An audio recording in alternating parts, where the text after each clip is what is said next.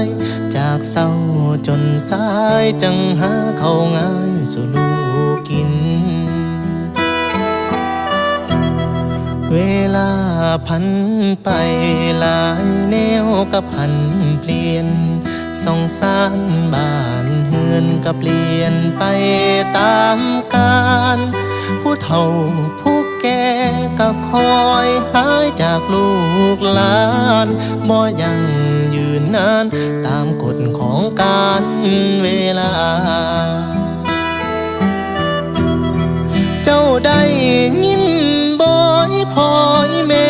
ค่อยเอ่ยกายมือผ่านเลยยังคิด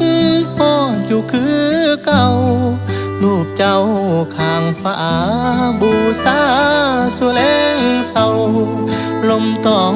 ยามหนาวคิดฮอดสองเท่า